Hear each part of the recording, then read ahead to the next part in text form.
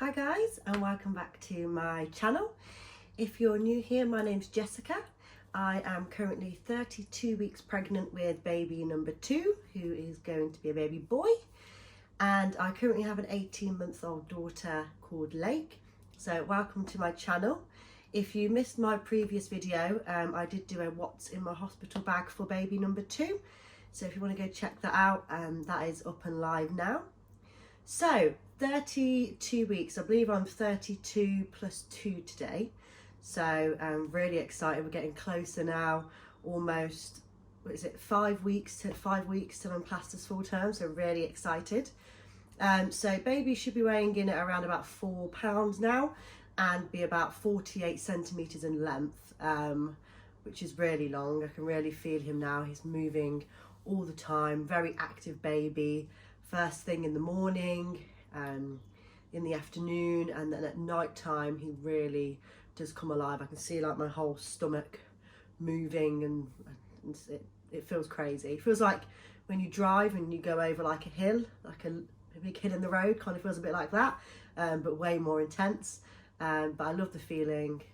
I'm enjoying being pregnant. It is tiring with an 18-month-old toddler as well, but I'm getting there. I'm near the end now, so it's not long to go.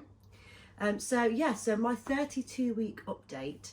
So I went for my midwife appointment last Friday and did the fundal height check with the tape measure.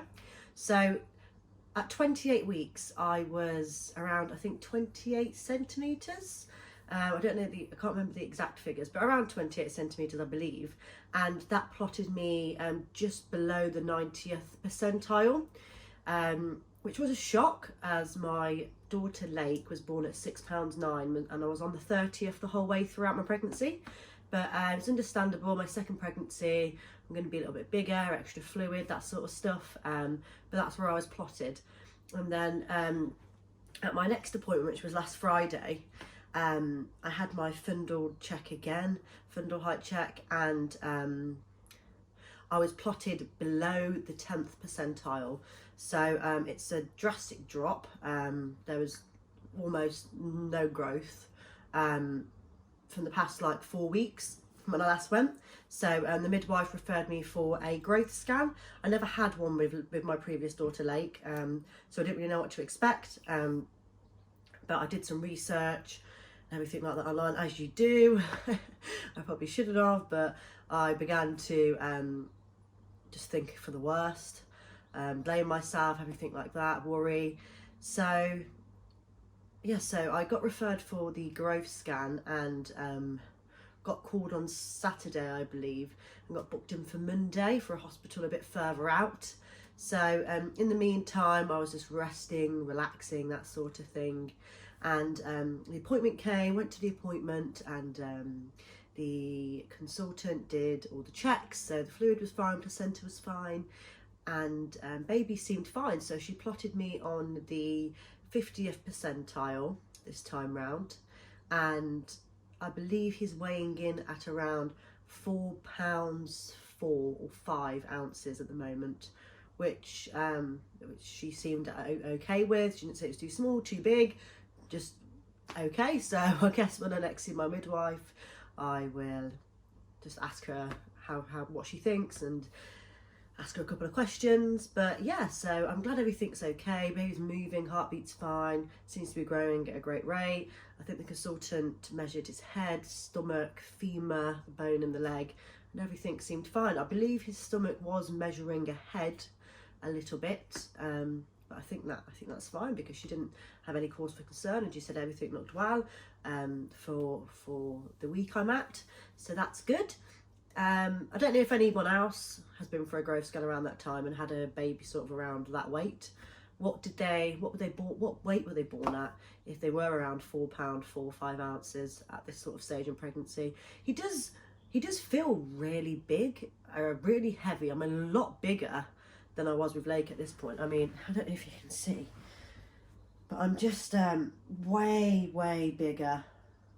And I'm also getting stretch marks this time round.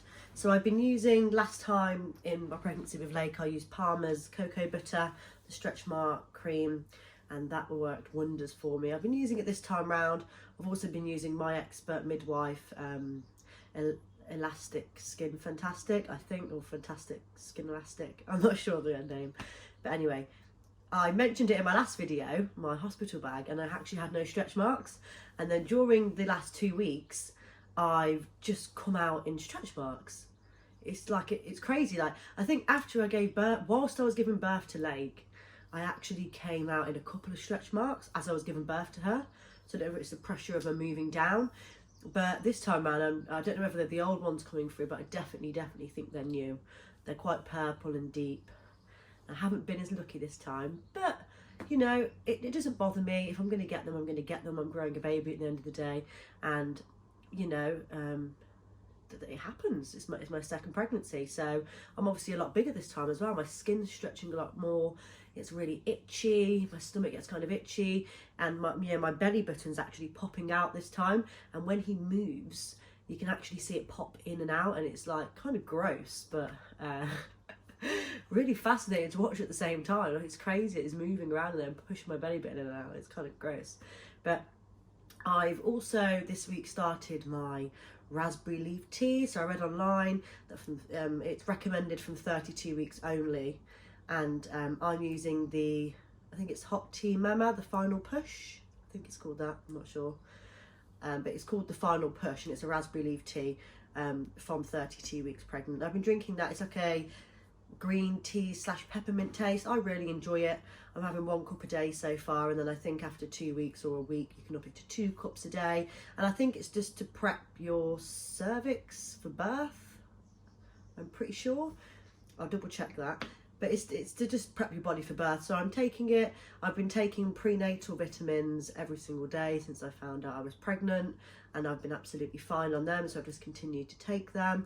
I did with my previous pregnancy as well, and I find they help with tiredness in somewhat, but before I was pregnant I was actually anemic, so when I take these tablets my iron levels and my blood tests have been absolutely fine, so they must work and help me in some way. So I'm just going to keep taking them for the sake of my baby and for my health, so that's good. And then last week I had a really bad cold, and it was awful. It really was. So taking them vitamins and drinking my tea and stuff really helped and got me back up. It was the first time I was ill since I was pregnant, and I suffer with hay fever as well quite a bit. So being this heavily pregnant, and it's so hot, if you live in the UK right now, it's been so hot and humid, and you know, trying to have the windows open. I literally live right across the road from like a big huge like country field, nature walk reserve kind of place, so you can just imagine the amount of pollen that comes through my window. But I need them open because as a pregnant mum I'm just so hot. I even have the fan on as well, so I can imagine it's blowing pollen everywhere, but it's just, it gets hot. I get really hot anyway. I can't have the heating on, nothing. So yeah, and I've been sleeping with my pregnancy pillow, which my partner probably hates me for because it takes up so much room in the bed, but I love it. It's the BB Hug Me pregnancy pillow. So it's kind of got these like little tiny kind of like beads in, but guys, it's amazing. I haven't really suffered really bad back pain. I've, you know, most of the nights I've had fabulous sleep, and I do put it down to this pillow. I think it's quite pricey, maybe like £130 or something like that, but for me it was worth it because the size of me right now, it just helps so much. Helps me when I move, helps me to like roll in bed. You know, pregnant women trying to roll in bed is the hardest thing in the world. I end up getting sort of like lightning crotch when I roll in bed at night and stuff, and it's absolutely horrible. But yeah, so I'm probably still waking maybe around, the pressure down below is getting quite intense now, so I'm probably waking up around 2-3 times a night with pressure on my bladder, full bladder, needing to go for a toilet. So I get up about 3 times for a wee in the night, but I've kind of got used to it now, so I just kind of go and I'm still asleep kind of thing. So when I come back to bed I can just go straight back to sleep, so I'm used to it. And yeah, my daughter, she's 18 months. I've been really lucky with her actually, and she slept through. She goes to bed at about 6:30, every night, and she's a really good sleeper. So I don't know how this little boy's going to be. He's probably going to come into the world and, you know, shake things up a little bit and not sleep at all, so it's going to be quite a shock, but we're really excited to meet him now. I've got his bed set up over here in the corner of my room. We went for the 4Mums Mamaroo bassinet, the one that moves. I haven't got the chair, but I've heard really good things about the chair and thought I'd get the bassinet instead. So I've got that. Can't wait to use it. I've had a little play around with it and it's really, really good. So I will do actually a review on that once he's here, of how I found like the first month and stuff with it. And I think it's, I hope it's really good. I got the recommendation off Helen on Instagram, and she had one for her baby and then said like he sleeps like a dream in it now. So I'm really excited to try that out. Again, I'm using got the sleepy head set up, hospital bag packed. I just need to put the car seat in the car with the ISOFIX a couple of weeks before, I believe. I don't know whether I'm having mixed feelings about if he's going to be early or not. I don't know. With Lake, I was induced at 38 weeks and 3 days because of reduced movements with her, because she was this pregnancy is completely different. Lake was such a lazy baby. She, you know, I'd have to prod and poke and jump all day for her to even just give me like a little elbow. And now she is the most active, crazy child ever. She doesn't stay still for literally 1 minute. 1 minute. I think I've timed it before and I don't think it's been like 40 seconds, but inside she was very lazy and just came out very active. This baby is very, very active. So completely different this time, and you know, I'm getting like feet in my ribs because his head's down now, his back is to the left and his arms and legs are all over to my right side. So you know, he's running out of room in there now, so I'm kind of getting, you know, jabs in my ribs every so often. It sort of takes your breath away, but it's incredible that we can grow a baby inside us. So it's a blessing and I'm enjoying it. And for now, I think this is going to be my last baby for a while, maybe altogether. You know, I'm happy with 2. I'm going to have my little boy and little girl. They're going to have each other. You know, if I do think to have any more, it's going to be at least when they're way in school, like 5 or 6. I think I think it's enough for me. I know before we had children, me and my partner were saying, yeah, we want 4, we want 5, 6, a big family. And yeah, it's hard work. It really is hard work, but you know, when it comes down to it, at the end of the day, it's what life's all about, really. Having children, it's an amazing experience. So yeah, so that's my 32 week update. I don't know if I have anything else to update you on. Oh yeah, of course, when I was 28 weeks as well, I also had my anti-D injection. Don't know if anyone else out there needed one because of my blood type. So I'm negative blood type, so it's if like, you know, I bump myself or anything like that, then my blood cells can attack the baby's blood cells and see it as like an intruder almost. So yeah, so I had to get that. That was really painful, it really hurt. And then again, once I give birth, I think they check the baby's blood type from the umbilical cord, I think, and whether or not I need one. I didn't need one with Lake because she was the same blood type as me. So in the future, if she ever goes on to have children, she will, because of her mum, have to have that horrible big huge injection in her arm. So I'm sorry about that, Lake. But yeah, so if he is the same blood type as me, I'll need one at birth straight away after I've given birth. So yeah. So my next midwife appointment is going to be, I don't think I'm seeing her now until I'm 36 weeks, which is pretty crazy because that's like 4 weeks until my due date. So yeah, whether or not what happens between that time, I don't know. Hopefully baby just stays in cooking nicely as long as we get to full term, which is great, which is 37 weeks. So yeah, so that's my 32 week update, and I will be back next week with a 33 week update.